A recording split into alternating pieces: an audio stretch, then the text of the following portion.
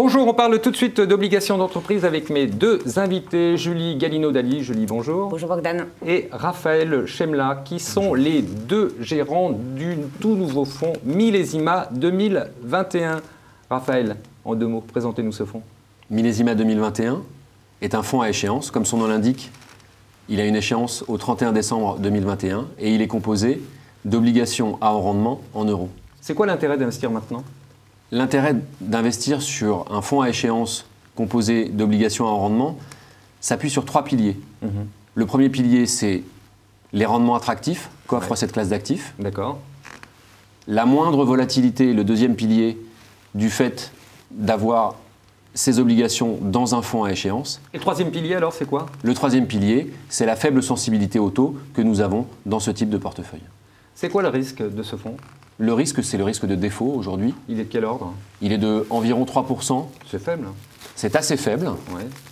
Donc il faut un portefeuille suffisamment diversifié pour éviter les défauts et une analyse rigoureuse sur les entreprises du haut rendement en euros. Le haut rendement, c'est bien, mais est-ce que c'est vraiment un marché attractif ?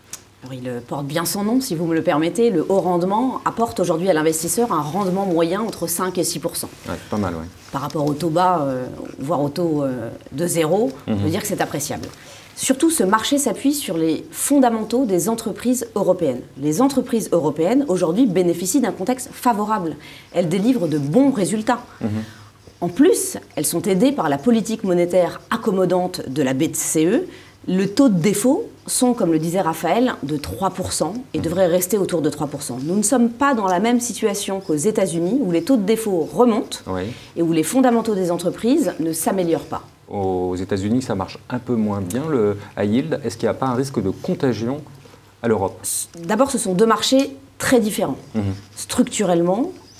Et en plus, aujourd'hui, ils prennent des trajectoires divergentes, puisque les États-Unis augmentent leur taux d'intérêt quand nous les baissons, et que les entreprises américaines n'améliorent pas leur ratio de crédit. Donc il est vrai qu'un des risques, quand même, c'est une contagion. Cette contagion passera principalement par les grandes entreprises européennes qui sont très présentes aux États-Unis. Donc bien sûr, dans Millésima 21, par exemple, nous n'allons pas sélectionner des entreprises trop exposées aux États-Unis ou qui se financent habituellement sur les marchés américains. Alors qu'est-ce qu'il y aura dans ce fonds ? Alors, il y aura, comme le disait Raphaël, beaucoup d'obligations d'entreprise, une centaine de lignes environ, et des exemples comme Europcar, donc le loueur de voitures, qui a réussi brillamment son introduction en bourse l'année dernière et refinancé sa dette. C'est un bon exemple, oui. Ou les produits surgelés, Picard, ou l'opérateur de téléphone italien Telecom Italia, qui a l'habitude régulièrement de se financer sur les marchés obligataires en euros. Très bien. Raphaël, c'est quoi votre valeur ajoutée dans ce type de gestion ? Notre valeur ajoutée, c'est l'expérience, Bogdan, puisque c'est le 6e fonds à échéance que nous lançons avec la gamme Millésima. Ah oui, déjà, depuis 2008.